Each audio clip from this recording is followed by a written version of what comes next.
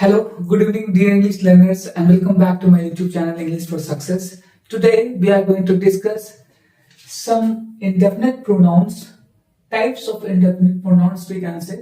आज के सेशन में हम लोग indefinite pronouns को देखने जा रहे हैं, जहां पे मैं कंपेयर करने जा रहा हूं साइड बाय साइड, जो कि indefinite pronouns के जो अलग अलग वर्ड्स हैं, someone, somebody versus anyone, anybody versus everyone, everybody versus nobody, no one. Okay, तो आज के सेशन में मैंने इन चार indefinite pronouns को लिया है and we are going to compare side by side everyone, every words I meant to say. Okay, so आपने अगर मेरे प्रीवियस सेशन को नहीं देखा है, मेरे वीडियो के लिस्ट में, YouTube के लिस्ट में सारे वीडियोस अवेलेबल हैं. आप वहां फ्री ऑफ कॉस्ट एक्सेस उसको कर सकते हैं without paying a single penny. Okay, so जो लर्नर मेरे साथ नए जुड़ रहे हैं, जो स्टूडेंट मेरे साथ नए जुड़ रहे हैं, वो मेरे प्रीवियस सेशंस को जाके देख सकते हैं. और ऑफ कोर्स, जो कि मैं हर सेशन में कहता हूं कि आपका इंग्लिश का जो एक अंडरस्टैंडिंग है, एक कॉन्सेप्ट है, मैं जीरो से एडवांस तक के सफर में एकदम लगातार बढ़ रहा हूं आगे. और आई होप कि आपका कोऑपरेशन इस तरीके से मुझे मिलता रहेगा. सो आज का सेशन स्टार्ट करते हैं. Let's get started. फर्स्टली मैं फिर से एक बार एक्सप्लेन कर दूं. Someone, somebody, anyone, anybody, everyone, everybody, nobody, no one. आप जितने भी यहां पे इंडेफिनिट प्रोनाउंस को देख रहे हैं, someone, somebody, it means Hindi में हम लोग इसको क्या बोलते हैं? कोई. हम लोग हिंदी में इसे कोई, यानी कि अननोन पर्सन. एनीवन, एनीबडी, यहां भी इसका मतलब क्या होता है? कोई, कोई व्यक्ति. ओके, एवरीवन, एवरीबडी, सभी. और सब लोग, जनरली हम इसको कंसीडर करते हैं. नोबडी और नो वन, कोई नहीं,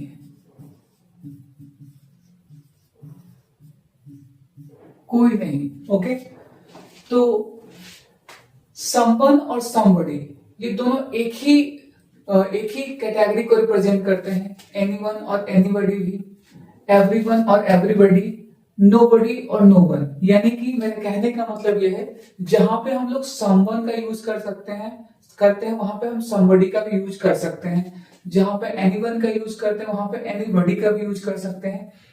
एवरीवन का जहां यूज करते हैं वहां एवरीबडी का भी यूज कर सकते हैं. नोबडी एंड नो वन का भी यूज एक दूसरे स्थान पे किया जा सकता है. एक चीज मैं और क्लियर करना चाहूंगा. मॉडर्न ग्रामर में नो वन, जितने भी वन से स्टार्ट हो रहे हैं, okay, I would say ending, जितने भी सब वन से एंडिंग हो रहे हैं, उसको उन सारे वर्ड्स को ग्रामर के क्षेत्र में थोड़ा सा फॉर्मल उसको माना जाता है as compare to body. That word ending with body. Suppose somebody, anybody, everybody and nobody. Okay, तो मॉडर्न ग्रामर में नो वन को एज कंपेयर टू नोबडी और समबडी और एनीबडी, वो थोड़ा ज्यादा फॉर्मल माना जाता है. ओके, हालांकि दोनों में कोई अंतर नहीं है. आई से इन सब में कोई अंतर नहीं है. चलिए अब इसे एक एक करके समझते हैं. Refer to one single, unspecified और unknown but existing person. Okay, इसको ध्यान से समझिएगा. ये रेफर करता है, समवन और somebody refers to one single unspecified और unknown but existing person. Right, जब भी हम लोग समबडी या समवन का यूज करते हैं, वो वहां पे अनक्लियर होता है, अननोन होता है कि हम किसी पर्सन के बारे में बात करते हैं, बट वो पर्सन एग्जिस्ट करता है. इट मीन्स दैट कि जिस पर्सन की हम बात कर रहे हैं, that person is available. Okay, that person exists. It means that person is unknown, unclear, unspecified but that person is existed, okay, यानी कि वो पर्सन, वो पीपल एग्जिस्ट करता है, ठीक है। तो आप ध्यान रखेंगे, it is used in positive sentence, यानी कि इसका यूज जो है इन दोनों का पॉजिटिव सेंटेंस में किया जाता है, ठीक है। Positive statements, request and offers, यानी कि इसका जो यूज है समबडी और समवन का, इसका यूज पॉजिटिव स्टेटमेंट के लिए या रिक्वेस्ट के लिए या ऑफर्स के लिए इसका यूज किया जाता है, जैसे कि मैंने यहां पे मेंशन किया है। Once again let's see that, इसका यूज पॉजिटिव स्टेटमेंट्स के लिए, रिक्वेस्ट के लिए और ऑफर्स के लिए यूज किया जाता है, ठीक है। मैं फिर से एक बार रिप्रेजेंट कर रहा हूं, एक्सप्लेन कर रहा हूं। टू से refers to one single unspecified और unknown but existing person. Existing person कहने का मतलब कि उस पर्सन का अस्तित्व है जिसके बारे में हम लोग बात करते हैं, हालांकि वो अनस्पेसिफाइड है, अननोन है, अनफैमिलियर है, लेकिन उस पर्सन का अस्तित्व है। और यहाँ पे जितने भी, एक बार और मैं आप गौर करेंगे कि जितने भी वर्ड्स यानी कि प्रोनाउंस मैंने यहाँ पे लिखे हैं, सारे अपने साथ सिंगुलर वर्ब लेते हैं। Why? Because all the pronouns are considered as a singular subject, क्योंकि ये प्रोनाउन है और ये कहाँ है, सब्जेक्ट के जगह पे आते हैं। मैंने इन सारी चीजों को अपने प्रीवियस सेशन में एक्सप्लेन किया है बहुत ही अच्छे से। आप वीडियो के लिस्ट में जाके वहां आप चेकआउट कर सकते हैं, उस वीडियो को देख सकते हैं, okay. I hope it is clear. अब कंपेयर करते हैं एनीबॉडी और एनीवन। अब इसमें क्या अंतर है? Any person, it doesn't matter who, इस लाइन को आप ध्यान रखेंगे। Any person, it doesn't matter who, यानी कि मैटर नहीं करता कि आप किसकी बात कर रहे हैं। यहां पे क्या था, ये एग्जिस्ट करता है, यानी कि पर्सन जिसकी बात की जा रही, somebody or someone, that person is existed or exists and we are talking about someone, okay, or somebody. But here any person, it doesn't matter who, ये फर्क नहीं पड़ता कि आप किसके बारे में बात कर रहे हैं। It is used when there is no specific person in mind, okay? आप इस वाले लाइन को ध्यान रखेंगे कि जब हमारे दिमाग में कोई भी एक स्पेसिफिक पर्सन नहीं हो जिसकी हम बात करें, यानी कि अननोन। दोनों में अंतर क्या है, अब ये समझते हैं।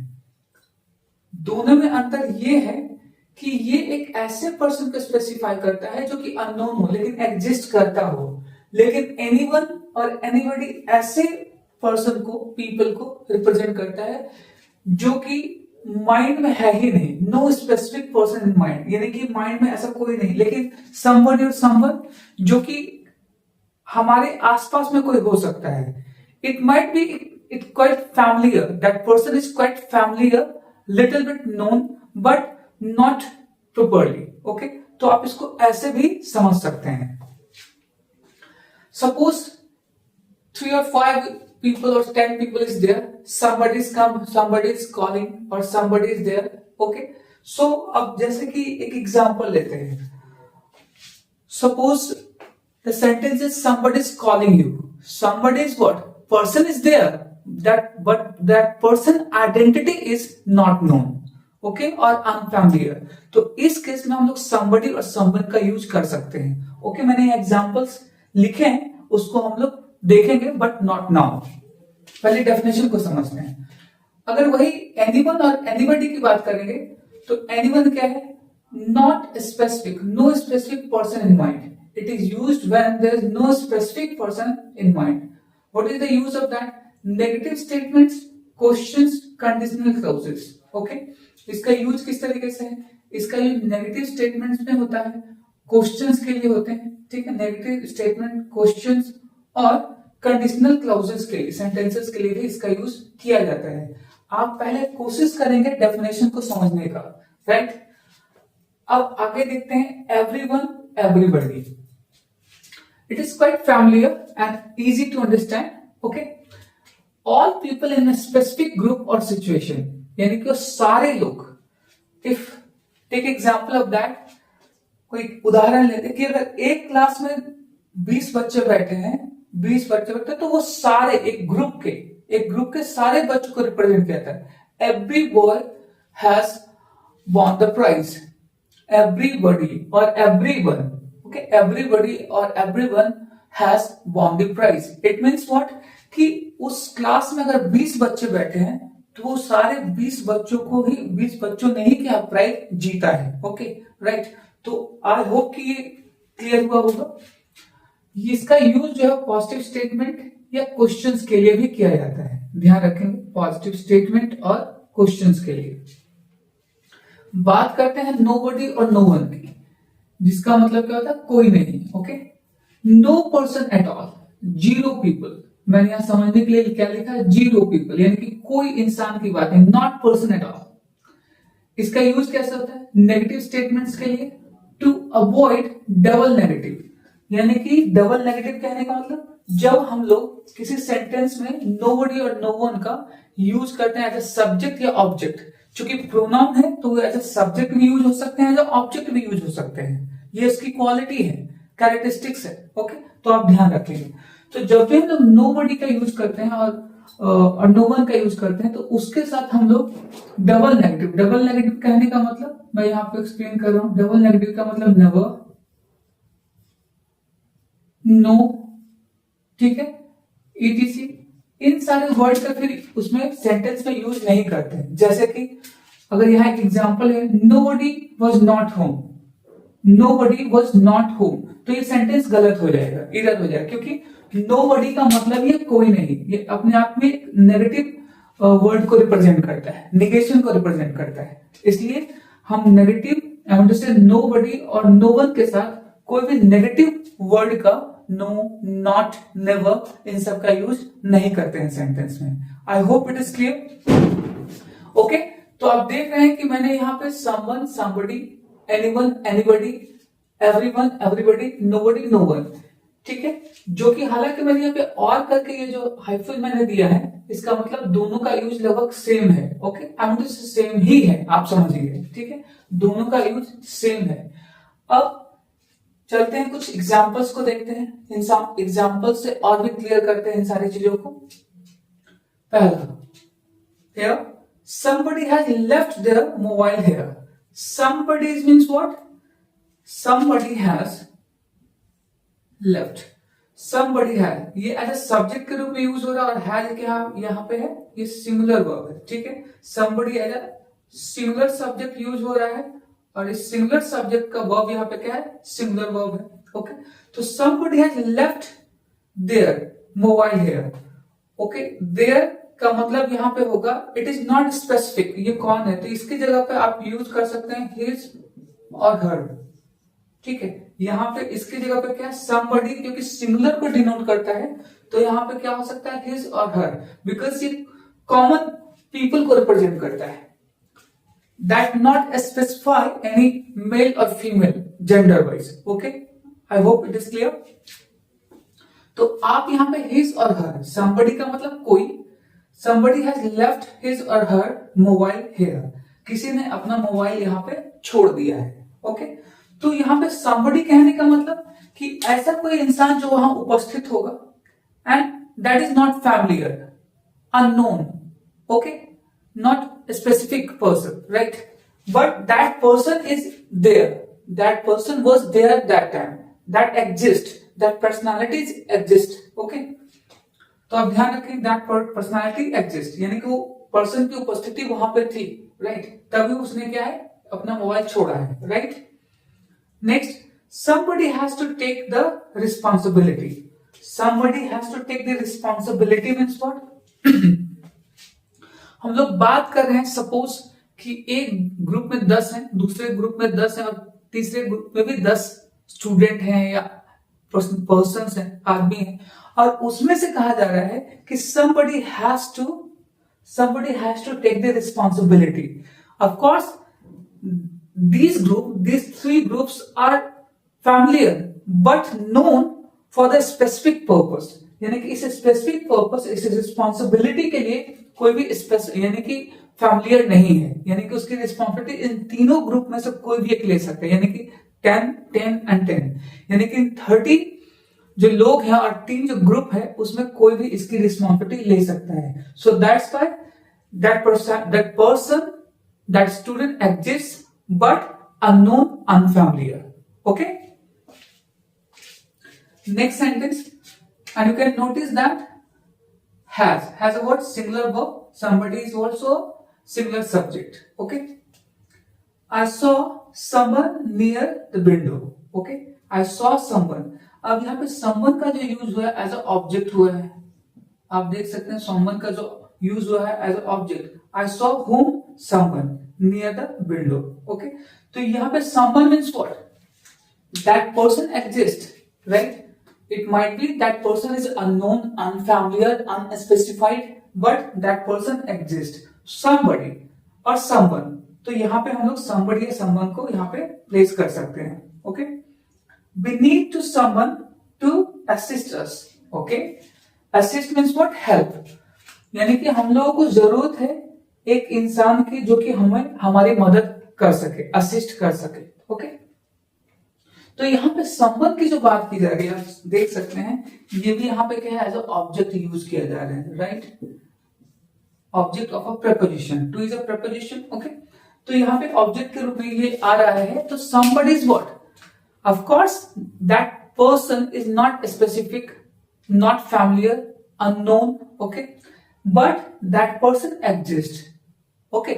तो यानी कि कोई भी व्यक्ति जो आएगा वो उसकी मदद हमें चाहिए, हम लोगों को चाहिए हमारे what any work, any kind of a work we can say, okay? I hope it is clear. ये सारा क्लियर हुआ होगा आपको. नेक्स्ट चलते हैं anyone और anybody. ये दोनों ही कोई या किसी को, राइट? ये दोनों ही कोई या किसी को रिप्रेजेंट करते हैं. कोई या किसी, राइट? ध्यान रखेंगे आप, कोई या किसी. आप देखते हैं any person, it doesn't matter who. कोई भी ये फर्क नहीं पड़ता कि कोई भी हो सकता है वो इंसान. Is no specific person in mind. ठीक है. अब यहाँ पे थोड़ा सा देखिए, यहाँ पे ऑप्शंस नहीं है. यहाँ पे ऑप्शंस है. somebody, इट मीन्स 2, 4, 5 लोग जिसे आप जानते हैं, and you are calling to assist your assist and you need to help their help. Okay. तो उस 5 में से कोई भी, that is unfamiliar, unknown. Okay. But यहाँ there is no specific person in mind. आपके दिमाग में कुछ है ही नहीं. एनीबडी, कोई भी रैंडम, आप उसका वहां पे इस तरीके से यूज कर सकते हैं. स्पेशली इसका यूज कैसे होता है? नेगेटिव स्टेटमेंट में, क्वेश्चन करने के लिए, कंडीशनल क्लॉजेस में. Okay. Did you notice anyone here? क्या तुमने किसी को नोटिस किया? यहाँ पे किसी को नोटिस किया, कोई था यहाँ पे नोटिस किया. तो anyone is what? Totally unfamiliar and you are not known. Even that person is not in your mind. आपके दिमाग में भी ये नहीं है. Okay. Anybody can speak English. Anybody can. There are 1.45 million population of India, so anyone can. यानी कि इस 1.5 अरब की आबादी में कोई भी इंग्लिश बोल सकता है. ओके. तो anyone, but not specific, not in your mind. आपके दिमाग में है ही नहीं कि आप किसकी बात कर रहे हैं. Randomly anyone. ओके. तो आप देख सकते हैं कि एनीवन जो है यहाँ पे है एज अ ऑब्जेक्ट यूज किया जा रहा है. राइट. मैं फिर से ध्यान दिला दूं कि प्रोनाउन का यूज 2 तरीके से होता है. एक सब्जेक्ट के रूप में और दूसरा ऑब्जेक्ट के रूप में. Okay. Now anybody is what? Using as a subject, placed as a subject, can speak English. Has anyone completed this task?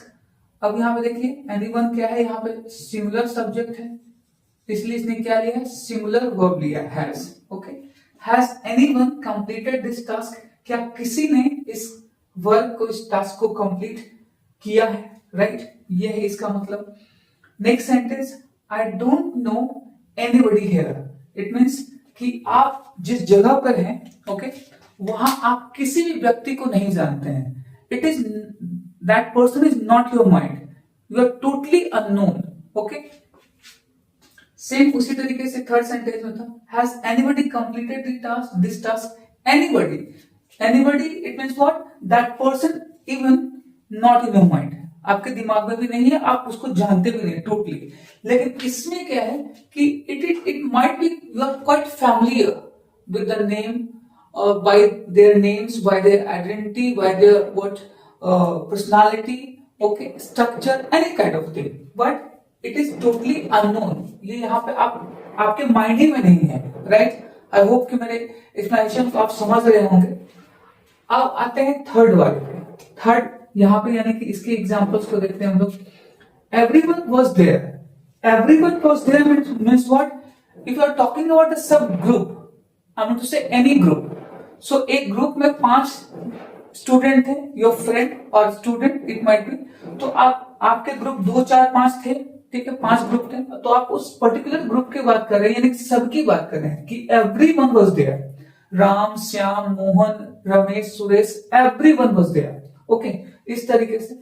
So you are talking about all the 5 persons, a friend or a student. Okay, I hope it is clear. Everybody is excited to watch the movie. Everybody means what? Suppose I have a group of 5 friends, okay, and we are going to watch a movie. यानी कि मेरे group में 5 दोस्त हैं और हम लोग सभी मूवी देखने के लिए जा रहे हैं। And we are so curious to just watch the movie. Okay, excited है, क्यूरियस है हम लोग। तो ये नहीं कि एवरीबडी कहने के मतलब सभी, पांचों के पांचों जितने भी ग्रुप में है, अवेलेबल है, एग्जिस्ट करते हैं, वो सारे के सारे। ओके, तो यहाँ पे क्या है? सभी, सब लोग की बात करते हैं। I hope it is clear. और ये अक्सर क्या होता है? सिमिलर होता है। You can see that everyone is similar subject and it always takes similar verb. Okay, everybody is similar subject and similar verb. Okay, worst everyone looks same in that dress. यानी कि सारे लोग इस dress में same ही दिखते हैं। Okay, same दिखते हैं। तो एवरीवन क्या है? Similar subject and it takes similar verb, looks. Okay, तो एवरीवन या एवरीबॉडी कहने का मतलब सब, जिसको कि आप जानते हैं, you are quite familiar, quite known to everyone, और an a group or what the members of the group, you are quite familiar. आप सभी लोगों को जानते हैं और आप उसकी बात कर रहे हैं। उस ग्रुप में चाहे 5 हो, 10 हो, 15 हो, 20 हो, आप उन सबको जानते हैं। And you are talking about, और आप सभी एक एक सारे व्यक्ति की बात कर रहे हैं। ओके, उस पूरे ग्रुप की बात कर रहे हैं। Okay, everybody can not be intelligent. Of course सभी लोग बुद्धिमान नहीं हो सकते। तो एवरीबडी को क्या है? यहाँ पे एक सिमिलर सब्जेक्ट है और यहाँ पे ये मॉडल ऑक्सिलरी वर्ब का यूज किया जा रहा है, modal auxiliary verb. Okay, I hope it is clear to everyone. ये सारे एग्जांपल्स क्लियर हुए होंगे। Now next, nobody, no one, कोई नहीं। इट मींस कोई नहीं, no person at all, 0%। Okay, none we can say. Example देखते हैं। नोबडी वाज होम, घर में कोई नहीं था। कोई नहीं कहने का मतलब the house was empty. Okay, the house was empty, पूरी तरीके से खाली था, वैकेंट था, वहां कोई नहीं था। No one knows the reason, कोई नहीं उस कारण को जानता है, यानी कि कोई नहीं जानता है कारण को, उस कारण को। ओके, रीजन चाहे जो भी रहा हो। तो नो वन यहाँ पे क्या है? या नो बडी या नो वन, ये दोनों ही क्या है? सिमिलर सब्जेक्ट है और ये सिमिलर वर्ब ले रहे हैं, वाज एंड नोज। ये दोनों ही क्या है? सिमिलर वर्ब है। ये दोनों ही क्या है? सिमिलर वर्ब है। Okay, it is nobody's fault, right. आप देख सकते हैं यहाँ पे जेनेटिव केस का यूज किया गया है, एपोस्ट्रोफी एस का, एपोस्ट्रोफी एस का। It is nobody's fault. इसमें किसी की गलती नहीं है, यानी कि नोबडी। ओके, नोबडी कहने का मतलब किसी की नहीं।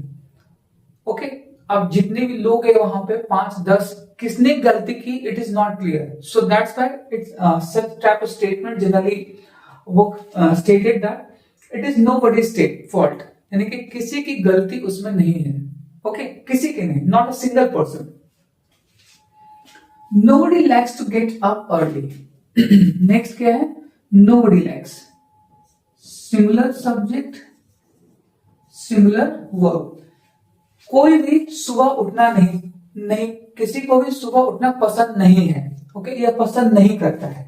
ठीक है, तो नोबडी यहाँ पे क्या है? सिमिलर सब्जेक्ट और सिमिलर वर्ब है लाइक्स। ओके, तो ये क्या बोला? Nobody likes to get up early, किसी को भी सुबह उठना पसंद नहीं है या पसंद नहीं करते। तो nobody means what? Not a single person, it means 0, कोई नहीं लाइक करता। ओके, तो ये सारे एक्सप्लेनेशन थे जो कि मैंने आपको एग्जांपल्स के आधार पे एक्सप्लेन किया है। आई होप कि ये पूरा जो कॉन्सेप्ट है और ये जो एग्जांपल्स है आपको क्लियर हुआ होगा। ओके, अगर थोड़ा सा भी अगर डाउट रह गया है, कोई क्वेरी रह गई है, तो या आप सबसे पहले इस वीडियो को एक बार और देखें, या आप मुझे कमेंट कर सकते हैं। I will reply your questions, okay, queries. I'll try to just make you reply in a quick manner in a no time. Okay, तो आप बेझिझक होके मुझे कोई भी कमेंट या कोई भी क्वेश्चंस क्वेरी कर सकते हैं, मैं उसका जल्दी से जल्दी रिप्लाई देने की कोशिश करूंगा। ओके, आई होप कि आज का सेशन अच्छा रहा होगा। So once again I need your cooperation. You all are my motivation and that's why I'm here. Okay? और आपका कोऑपरेशन, आपका प्यार और एक अपनापन है, मिलते रहना चाहिए। And please if you like my videos, subscribe, hit the icon bell and share my videos as much as possible. जो भी अपने इंग्लिश के समझ को, ग्रामर के समझ को, अंडरस्टैंडिंग को डिवेलप करना चाहते हैं, इनहेंस करना चाहते हैं, उनके लिए ये वीडियोस बहुत ही ज्यादा कारगर साबित हो सकता है। ओके, सो आज का सेशन में इतना ही। मिलते हैं अगले सेशन में एक और टॉपिक के साथ, और कह सकते हैं एक और ग्रुप ऑफ प्रोनाउंस जो कि मैं साइड बाय साइड एक्सप्लेन करूंगा। ओके, तो मिलते हैं अगले सेशन में, तब तक के लिए नमस्कार।